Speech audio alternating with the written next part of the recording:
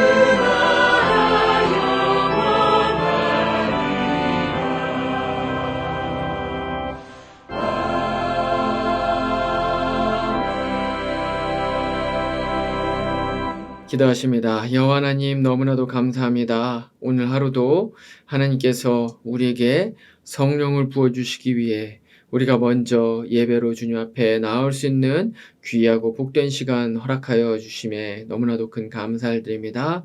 오늘 우리가 말씀과 찬양과 기도를 나누게 될 때에 온전히 하나님 아버지만 홀로 영광 받아주시고 무엇보다도 함께 말씀을 나누는 이 순간 주의 성령께서 우리의 마음 가운데 깨닫는 영을 허락하여 주시고 은혜를 부어주시는 시간 되게 하여 주시옵소서. 감사하며 거룩하신 예수님 이름으로 기도합니다. 아멘. 이 시간에 우리에게 주신 하나님의 말씀 찾아보겠습니다. 말씀은 민수기 22장 1절로 20절까지의 말씀입니다. 제가 봉독해 올리겠습니다. 이스라엘 자손이 또 길을 떠나 모압 평지에 진을 쳤으니 요단 건너편 곧 여리고 맞은편이더라. 십볼의 아들 발락이 이스라엘이 아모리인에게 행한 모든 일을 보았으므로 모압이 심히 두려워하였으니 이스라엘 백성이 많음으로 말미암아 모압이 이스라엘 자손 때문에 번민하더라. 미디안 장로들에게 이르되 이제 이 무리가 소가 밭에 풀을 뜯어먹음 같이 우리 사방에 있는 것을 다 뜯어먹으리로다 하니 그때 십볼의 아들 발락이 모압 왕이었더라. 그가 사신을 부올의 아들 발람의 고향인 강가 부돌에 보내어 발람을 부르게 하여 이르되 보라 한 민족이 애굽에서 나왔는데 그들이 지면에 덮여서 우리 맞은편에 거주하였고 우리보다 강하니 청하건대 와서 나를 위하여 이 백성을 저주하라. 내가 혹 그들을 쳐서 이겨 이 땅에서 몰아내리라. 그대가 복을 비는 자는 복을 받고 저주하는 자는 저주를 받을 줄을 내가 알미니라.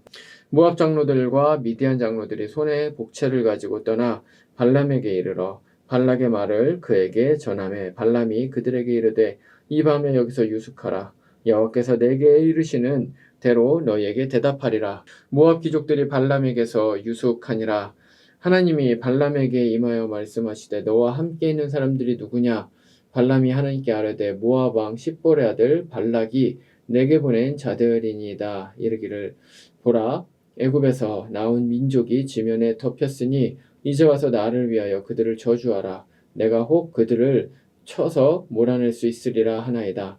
하나님이 발람에게 이르시되 너는 그들과 함께 가지도 말고 그 백성을 저주하지도 말라. 그들은 복을 받은 자들이니라. 발람이 아침에 일어나서 발락의 귀족들에게 이르되 너희는 너희의 땅으로 돌아가라. 여호와께서 내가 너희와 함께 가기를 허락하지 아니하시느니라. 모압 귀족들이 일어나 발락에게로 가서 전하되 발람이 우리와 함께 오기를 거절하더이다. 발락이 다시 그들보다 더 높은 고관들을 더 많이 보내매 그들이 발람에게로 나아가서 그에게 이르되 십볼의 아들 발락의 말씀에 청하건대 아무 것에도 거리끼지 말고 내게로 오라. 내가 그들을 높여 크게 존귀하게 하고 그대가 내게 말하는 것은 무엇이든지 시행하리니 청하건대 와서 나를 위하여 이 백성을 저주하라 하시더이다. 발람이 발락의 신하들에게 대답하여 이르되 발락이 그 집에 가득한 은금을 내게 줄지라도 내가 능히 여호와 내 하나님의 말씀을 어겨 덜하거나 더하지 못하겠노라. 그런즉 이제 너희도 이 밤에 여기서 유속하라. 여호와께서 내게 무슨 말씀을 더하실는지 알아보리라. 밤에 하나님이 발람에게 임하여 이르시되 그 사람들이 너를 부르러 왔거든. 일어나 함께 가라. 그러나 내가 내게 이르는 말만 준행할지니라. 아멘. 우리는 계속해서 민수기 말씀으로 말씀 묵상을 나누고 있습니다. 어제까지의 말씀, 이제 21장까지의 말씀을 보면 이제 이스라엘이 드디어 광야 생활 40년을 이제 대부분 다 마치고 요단 동편에 이제 도착하게 되었습니다.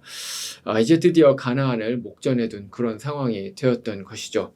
그래서 이스라엘은 이제 가나안 전쟁의 전초전이라고 할 수 있는 이 요단 동편 전투를 시작을 하게 되는데요. 가장 처음 만났었던 상대는 이 아모리 족속의 아모리 왕 시온과 바산 왕 옥이었습니다. 그리고 이스라엘은 이들과의 전투를 치러서 차례로 이 두 왕을 모두 다 격파를 합니다. 그리고 이제 모압 평지에 이르게 되는 것이죠.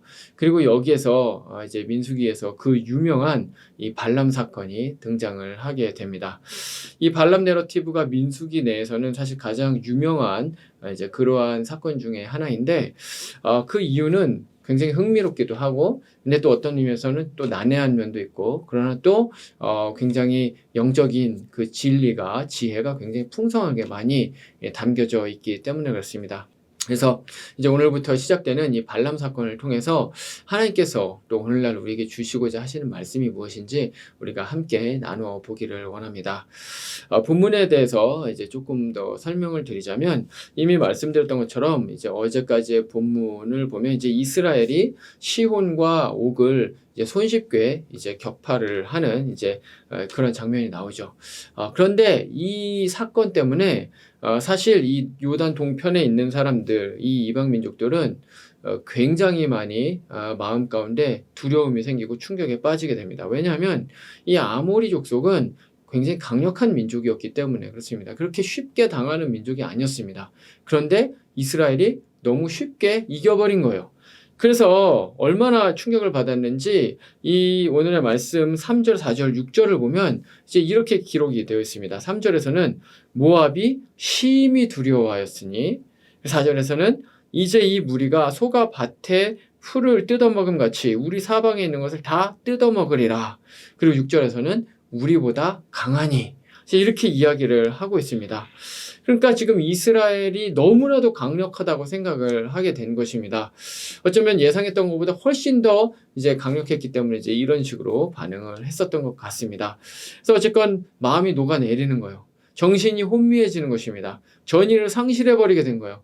전투를 할 수 있는 그런 어떤 준비가 전혀 되지를 못하게 되는 것이죠. 마음이 완전히 낙심되고 이제 우리한테 소망은 없다. 이런 정도로까지 이제 되어 있는 상황인 것입니다.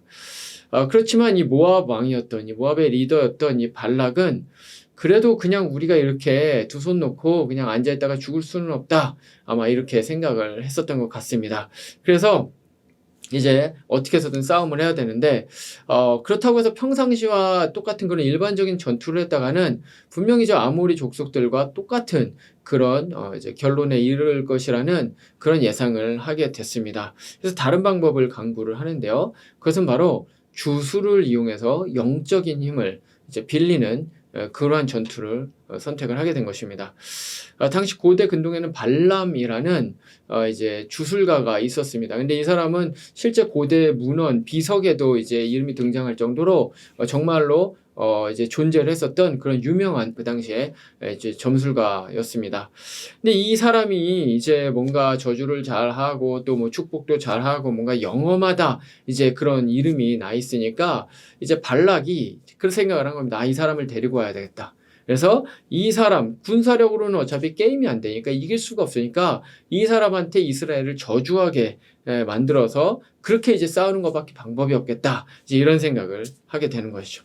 그래서 이제 모압 장로와 미드안 장로들을 모두 다 이제 모읍니다. 그래서 그들에게 이제 돈을 줘서 이제 가서 이제 발람을 데려오라고 그렇게 시킵니다. 그래서 갔죠. 가서 이 모든 상황들에 대해서 이 장로들이 모두 다 이제 이야기를 합니다. 그런데 이 발람이 이 요청에 대해서 순순히 응하지를 않습니다. 그러면서 하는 말이 여호와께서 말씀하시는 대로 내가 행할 것이다. 이제 이렇게 얘기를 합니다. 그리고 그날 밤에 이제 하나님께서 이제 나타나게 되는데 여기서 놀라운 사실이 있는데 그것은 뭐냐면 이 발람이 여호와라는 그런 이름을 사용을 한다는 것입니다. 이게 놀라운 이유는 이 여호와라는 이름은 사실 이스라엘과의 언약 관계 속에서 하나님께서 특별히 이스라엘에게만 주신 그런 어떤 언약적인 이름인 것입니다. 그래서 모세를 통해서 이제 처음 밝혀주신 그러한 이름이었던 것이죠. 엘로힘이라는 이 구약 성경에 나오는 이 히브리어의 엘로힘, 이것은 어떤 신이라는 존재에 대한 그런 어떤 공통적인 그런 어떤 명사예요. 그래서 이거는 어떻게 보면 좀 일반 명사처럼 이제 쓰이게 되는 것이죠. 그래서 여기서 뭐 엘로힘, 그래서 알라도 나오고요. 그리고 뭐 이제 이런 것들도 나오고, 이게 뭐냐면 다 고대 근동의 신을 의미하는 그런 이름이었습니다. 하지만 여호와는 그렇지 않습니다. 여호와는 하나님께서 특별히 이스라엘에게만 주신 그 언약적인 그런 이름이었다는 것이죠. 근데 발람이 이방의 점술가였음에도 불구하고 여호와라는 이름을 알고 있었고 그 이름을 지금 사용하고 있다는 것입니다. 이것은 이 발람이 그냥 단순히 어떤 돌팔이, 속된 말로 돌팔이가 아니라 정말로 상당히 종교적인 그러한 사람이었다는 것이죠. 그래서 하나님께서 그날 밤에 이제 발람에게 나타나십니다. 그리고 이제 발람에게 응답을 주시는데요. 그것은 아주 단호하게 거절을 하라는 것이었습니다. 그래서 그들과 함께 가지도 말고 이스라엘 백성들, 그들은 내가 축복한 사람들이기 때문에 그들을 절대 저주하지도 말라. 이제 이런 식으로 확답을 주셨습니다. 발람은 이제 그대로 전하죠. 그랬더니 장로들이 이제 낙심해서 돌아가게 됩니다. 자, 근데 문제는 이제부터 시작이 됩니다. 이 얘기를 이제 장로들로부터 이제 발락이 들은 이후에 그러나 발락은 거기서 포기하지 않습니다. 그리고 마치 기다렸다는 듯이 다음 스텝에 이제 일을 진행을 하는데, 그것은 이 15절에 기록된 것처럼 더 좋은 조건을 제안을 하는 것입니다. 그래서 전에 갔었던 이 장로들보다 훨씬 더 높은 고위 관직에 있는 사람들, 그러니까 고위 관직에 있는 사람들을 보내는데, 그것은 어떤 의미입니까? 내가 당신을 이렇게 더 존대한다. 이렇게 얘기를 하는 겁니다. 그리고 이제 그들에게 가게 하면서 전하는 말이 내가 당신을 크게 존대할 것이고 당신이 하라는 대로 모든 것을 다 할 것이고 이제 이런 식으로 이야기를 하는 거예요. 그러니까 그 모압의 그 모든 어떤 부족들을 다스리고 있는 그 왕이 지금 이와 같은 것을 약속을 하고 있다는 것입니다. 굉장한 명예를 주겠다는 것이죠. 이것은 사실은 근데 이 고대 근동에 있었던 협상의 기술의 하나였습니다. 처음에는 좀 낮게 뭔가를 할 때 협상을 할 때 좀 낮은 단계의 제안을 던집니다. 근데 그거에 대해서는 당연히 별로 이렇게 마음이 딱 이렇게 딱 가지 않죠. 그런데 그렇게 했다가 그것을 거절을 하면 그보다 조금 더 위의 거를 던지고 조금 더 좋은 딜을 하고 좀 더 해가지고 결국에는 자신들이 원래 원하던 이 정도를 해주겠다 한 것에 훨씬 낮은 것으로부터 시작을 해서 결국에는 거기다가 맞추는 그런 협상의 기술이 사실은 뭐 오늘날에도 이와 같은 협상의 기술은 뭐 또 자주 쓰이기도 하는데 이 발락이 그 기술을 지금 사용을 하고 있는 것이죠. 발람 역시도 처음부터 어떤 이런 협상에 딜을 했는지 그것은 모릅니다. 이것에 대해서는 사실 주석학자들도 이제 분분한데 사실 그런 딜을 했다고 단정 지을 수 있을 만한 것은 사실은 없습니다. 그러나 최소한 확실한 것은 무엇이냐면 이 발락은 그런 협상을 지금 진행을 하고 있었다는 것이죠. 발락에게는 어쩌면 이것은 처음부터 모두 다 계획이 있었던 이제 그러한 수순이었다라고 우리가 생각을 해볼 수가 있습니다. 자, 그런데 이게 놀라운 사실은 뭐냐? 이게 통했다라는 것이죠. 그것을 이제 이 발람의 반응에 미묘한 차이들을 이제 우리가 말씀을 보면서 이제 느낄 수가 있는데요. 그 반응이 이제 18절 이하에 이제 이렇게 기록되어 있습니다. 18절에 이렇게 말합니다. 발람이 발락의 신하들에게 대답하여 이르되 발락이 그 집에 가득한 은금을 내게 줄지라도 내가 능히 여호와 내 하나님의 말씀을 어겨 덜하거나 더하지 못하겠노라. 자, 여기까지는 처음하고 별반 다르지 않은 것처럼 그렇게 느껴집니다. 자, 근데 문제는 그 다음 19절입니다. 19절에서 발람이 계속해서 말을 끝내지 않고 이렇게 이야기를 합니다. 그런즉 이제 너희도 이 밤에 여기서 유숙하라. 여호와께 내게 무슨 말씀을 더하실는지 알아보리라. 이렇게 얘기를 합니다. 뭔가 미묘한 차이를 느끼시겠습니까? 이게 영화의 장면으로 치면 이런 걸 것입니다. 누가 뭔가 이제 제안을 던졌는데 거절을 합니다. 딱, 나는 그렇게 안 할 거야. 그런데 안 하고 이렇게 거절하고 가다가 딱 뒤를 돌아보면서 그런 한마디 더 던지는, 뭔가 여지를 남기는 이야기를 던지는 바로 그와 같은 일을 하는 것이죠. 여기서 아마 미디안 고관들이 처음에는 당황했을 것입니다. 우리도 거절을 하는구나. 근데 하지만 발람이 다시 돌아보면서 지금 이 이야기를 하면서 뭡니까? 협상의 여지를 남겨놓는 거예요. 이 짧은 시간에 하나님의 마음이 바뀔 수 있다고 과연 발람이 생각을 했을까요? 그렇지 않습니다. 마음이 흔들리기 시작한 것은 사실은 발람 자신이었죠. 하나님의 뜻이 변할 것이라는 생각을 하지는 않았었을 것입니다. 그럼 무엇 때문이었을까요? 그 이유가 이제 신약 성경에서 이제 기록되어 있는데 베드로후서 2장 15절에서 이렇게 발람에 대해서 평가를 합니다. 그들이 바른 길을 떠나 미혹되어 부올의 아들 발람의 길을 따르는도다. 그는 불의의 삭슬 사랑하다가 불의의 삭슬 사랑했다는 것입니다. 아마 두 번째 사람들을 보낼 때는 아까 말씀드렸던 그 고대 근동의 그 협상의 기술에 따라서 처음 보냈던 돈보다 훨씬 더 많은 돈을 당연히 보냈겠죠. 처음보다 훨씬 더 많아진 금은, 보화, 각종 많은 약속들, 조건들, 이런 것들, 유혹이 될 만한 그러한 것들을 같이 보냈을 것이라는 것입니다. 그래서 발람의 마음 가운데 미묘한 변화가 이제 그것을 보는 순간 생기게 되는 것입니다. 저는 이 말씀을 묵상을 하면서 과연 발람은 어디서부터 잘못된 것이었을까? 이것에 대해서 한번 좀 골똘히 생각을 해보게 됐습니다. 근데 그것은 이것이었습니다. 바로 죄악을 작은 것에서부터 아주 미묘한 것에서부터 허용을 했다라는 것이죠. 바로 그것이 이제 문제라는 사실을 알게 됐습니다. 발람이 정말로 하나님을 경외하는 사람이었다면, 정말로 하나님의 뜻대로 살기를 원하는 사람이었다면, 두 번째로 더 높은 고관들이 그를 찾아왔을 때 사실은 이 고관들을 그냥 집에도 들이지 말았어야 됩니다.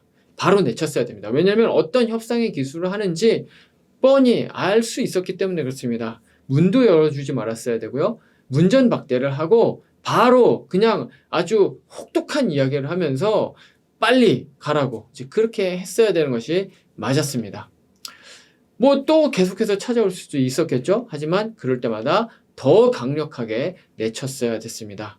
이들이 찾아오는 거는 막을 수 없습니다. 자기네들이 오니까요. 하지만 이들에게 문을 열어주고 집에 들어오게 하고 이들이 협상의 제안을 말을 할 수 있도록 그렇게 하는 것은 사실은 발람의 선택이었던 것이죠.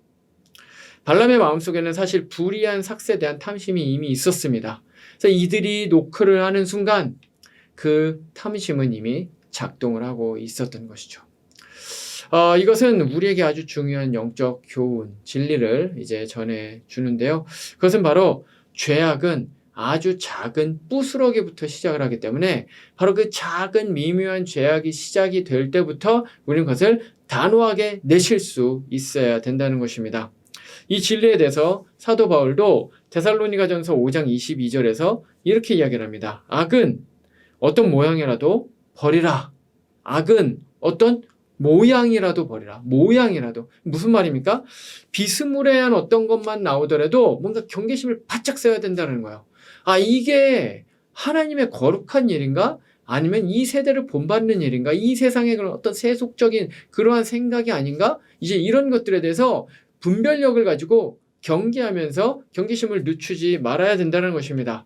내 마음 상태를 항상 이렇게 돌아봐야 된다는 것이죠. 왜냐하면 바로 이것이 사단의 전략이기 때문에 그렇습니다.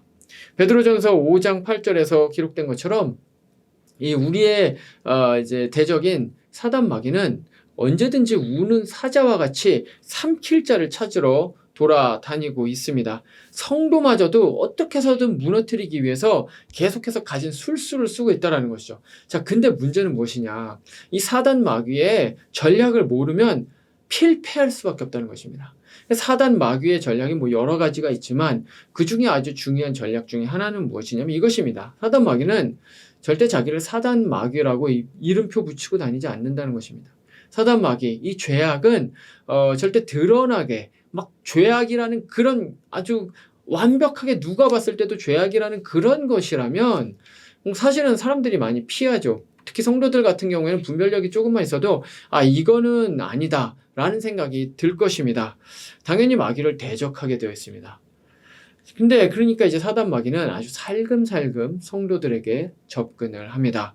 마치 아담과 하와에게 스르륵 이제 이렇게 와가지고 그 선악과를 따먹게 하는 그 전략과도 똑같이 아주 작은 것으로 균열을 내기 시작을 합니다. 죄악인데 부스러기인 거예요. 그러니까 별거 아닌 것 같은 거예요. 그래서 뭐 이 정도는 괜찮지. 이 정도는 저 다른 사람들도 다 하잖아. 원래 이 문화가 원래 그렇잖아. 여기 LA 살 때는 원래 저렇게 살아야지. 저 정도도 안 살면 어떻게 살아? 못 살지. 이렇게 만들 수 있을 만한 별것 아니라고 생각하는 아주 작은 것부터 시작이 된다는 것입니다. 그래서 이제 그런 것들은 이제 이 정도는 괜찮아라는 그러한 생각을 하다가 이제 성도가 경각심을 갖지 못하게 된 그러한 찰나에 바로 우리의 삶에 깊숙이 이제 침투를 해서 들어오게 되는 것입니다. 그리고 점차적으로 우리의 습관, 삶, 세계관, 그리고 우리의 인생 전체를 바로 그 죄악으로 이제 물들여 버리게 되는 것이죠. 이게 바로 사단의 아주 중요한 전략입니다. 약간의 영적 나태함을 방치하게 되면 영적 게으름이 더욱더 이제 나아가게 됩니다. 예를 들어서 주일 성수를 아주 열심히 잘하는 성도가 있었습니다. 근데 어떤 일로 이제 빠져야 되나, 이거 어떻게 해야 되나, 이거 중요한 일인데 이제 그런 식으로 막 고민을 하게 되는 거예요. 근데 그렇게 하다가 만약에 주일 성수 그래 한 번인데 1년에 한 번인데 이 정도는 괜찮겠지 라고 생각을 해서 주일 성수를 똑바로 지키지 못하고 타협을 하게 되면 두 번째는 쉬워집니다. 세 번째는 더 쉬워지는 것이죠. 이게 무엇입니까? 영적인 나태함과 무기력함, 게으름으로 끊임없이 빨려 들어가게 되는 것입니다. 타협은 하면 할수록 더 쉬워집니다. 처음 할 때가 어려운 것이죠. 음란에 조금이라도 틈을 보이기 시작하면 그것이 어느새 우리의 마음 가운데 장악을 하게 되는 것이죠. 오늘날 특별히 매체를 통해서 얼마나 음란한 것이 얼마나 많이 나옵니까? 정말 과거에는 생각지도 못했던 것들이 지금은 너무나도 아무렇지도 않게 어린 아이들에게까지도 보는 그런 모든 공영 방송에서조차도 너무나도 음란의 죄악들이 너무나도 그런 안목의 정욕들을 자극하는 것들이 너무나도 많이 나옵니다. 근데 이제 이런 것들에 무분별하게 노출되다 보니까 뇌가 거기에 적응을 하게 되는 거예요. 뇌가 경각심을 갖지를 못하게 되는 것입니다. 그렇게 하다가 어떤 일이 일어납니까? 바로 음란의 영에 휩싸이게 되는 것이죠. 처음에는 작은 돈을 탐냅니다. 별거 아닌 조그마한 것들. 근데 그렇게 조금 더 하다가 결국에는 돈이 내 삶의 주인이 되어 있는 그러한 돈과 끊을 수 없는 그러한 이제 사람이 되어 있는 것을 보게 되는 것입니다. 이와 같이 작은 죄악으로 시작이 됐는데, 작은 영적인 나태함으로 시작이 됐는데, 그것을 조금씩 유혹을 허용을 하다 보니까 결국에는 이제 이 죄악이 우리의 모든 삶을 이제 장악해버리게 되는 그런 일이 일어나게 되는 것이죠. 문제는 무엇입니까? 그렇게 되면 하나님의 백성답게 살아갈 수가 없다는 것입니다. 자, 그러면 해결책은 무엇일까요? 이 죄악이 많은 세상 가운데서 우리는 어떻게 해야지 이 죄악으로부터 벗어난 거룩한 삶을 살 수 있을까요? 방법은 딱 한 가지입니다. 그거는 바로 우리 주 예수 그리스도를 바라보는 것입니다. 왜냐하면 찰스 스펄전 목사님이 이야기를 했던 것처럼 예수님은 우리가 거룩해지기 위한 통로가 아니라 예수님 그분 자체가 거룩이시기 때문에 그렇습니다. 그렇기 때문에 우리는 날마다 그분의 십자가 앞에 나가야 됩니다. 날마다 그분과 함께 걸어가야 됩니다. 날마다 그분을 생각해야 됩니다. 날마다 그분을 묵상해야 됩니다. 이것이 우리를 바로 예수님으로 채우는 것입니다. 우리를 예수님으로 채우게 되면 작은 죄악이 들어왔을 때도 그것을 민감하게 이제 캐치를 할 수가 있습니다. 분별을 할 수가 있습니다. 그래서 이거 뭔가 이상한데? 예수님으로 채워져 있으면 거룩으로 채워져 있기 때문에 그 아주 작은 죄악들까지도 이제 분별을 할 수가 있게 되는 것이죠. 그리고 그것을 이제 쳐내게 되는 것입니다. 우리는 죄악에 무방비합니다. 우리는 여전히 죄인입니다. 우리는 여전히 죄악의 관성의 법칙을 따라 나아가려고 합니다. 하지만 예수님께서는 마치 성벽같이 우리를 감싸고 계시는 것이죠. 그래서 죄악의 파도가 밀려올 때도 그 성벽이신 예수 그리스도가 우리를 막아주실 수가 있는 것입니다. 그래서 죄악을 막아내는 가장 좋은 방법은 고행을 하는 것이 아닙니다. 종교적인 사색을 하는 것이 아닙니다. 윤리적인 삶을 살기 위해서 부단히 노력을 하는 것이 아닙니다. 그런 것들이 어느 정도 조금은 율법주의적인 방법으로 조금은 이것이 또 이렇게 베네핏이 있을 수 있지만, 그것이 도움이 될 수는 있지만, 사실 가장 중요한 방법은 무엇이냐? 바로 예수 그리스도를 날마다 추구하는 것이라는 거죠. 말씀을 마치겠습니다. 오늘 말씀에서 발람은 하나님의 말씀을 듣겠다는 그러한 신념으로 처음에 시작을 했는지 모르지만 그 작은 유혹들을 마음 가운데서 일어나는 그 작은 욕들을 결국에는 쳐내지 못한 채, 그러하다 보니까 결국에는 사망의 길로 빠져들게 되었다는 사실을 우리가 알게 됐습니다. 우리 역시도 마찬가지입니다. 은밀한 유혹들, 하나님으로부터 멀어지게 하는 것들이 이 세상에 너무나도 많습니다. 우리 주변에 너무나도 많죠. 그런데 이것은 시작은 작습니다. 작은 것으로 시작이 되는 것이죠. 별것 아닌 것, 타협할 수 있을 만한 것으로 시작이 됩니다. 근데 이런 것들을 허용하기 시작을 하면 바로 그것은 계속해서 눈덩이처럼 불어나는, 그래서 우리의 삶을 장악해버리는 그러한 죄악이 된다는 것입니다. 그렇기 때문에 우리는 그리스도를 더욱 추구함으로써 죄악이 틈탈 기회조차 주지 말아야 됩니다. 자신의 삶을 한번 돌아보시길 바랍니다. 나는 과연 어디서부터 뭔가 문제가 있지는 않은가? 나는 올바른 그리스도인으로서 삶을 살아가고 있는가? 돈, 성적인 문제, 우상의 문제, 그 어떤 문제에 있어서 혹시 내 삶에 문제는 없는가? 다시 한번 돌아보면서 혹시 우리가 작은 죄악이라도 허용하고 있는 것이 있다면 그 모든 것들을 내어버리고 오직 예수님만 바라보실 수 있는 우리 모든 성도님들 되시기를 말씀으로 축원드립니다. 기도하시겠습니다. 여호와 하나님 감사합니다. 오늘의 말씀을 통해서 발람의 사건이 우리에게 주는 교훈에 대해서 생각해 봤습니다. 발람이 참 처음에는 하나님의 말씀을 듣겠다고 선포를 했지만 그 안에 있는 작은 죄악의 유혹을 다스리지 못해서 결국에는 사망으로 마감할 수밖에 없었던 이러한 말씀들을 우리가 보면서 우리의 삶 가운데도 죄악의 또아리가 틀고 있는 것은 어떤 것인지 다시 한번 생각해 보게 됩니다. 하나님, 이 세상 가운데 죄악의 유혹이 너무나도 많습니다. 그래서 우리는 예수님만 바라보고 싶습니다. 십자가 앞으로 날마다 나아가길 원합니다. 예수님의 말씀, 행동 항상 우리의 마음 가운데 새겨넣기를 원합니다. 이 자리에 있는 모든 성도님들을 위해 예수님, 그분이 우리 안에 채워지는 놀라운 일들이 경험되게 하여 주시옵소서. 오늘도 여러 가지 기도 제목 가지고 주님 앞에 나왔습니다. 하나님께서 붙들어 주셔서 그 모든 기도의 소원들 주님께 올려드리게 하여 주시옵소서. 감사합니다. 거룩하신 예수님의 이름으로 기도합니다. 아멘. 이제 개인의 기도 제목으로 기도하시겠습니다.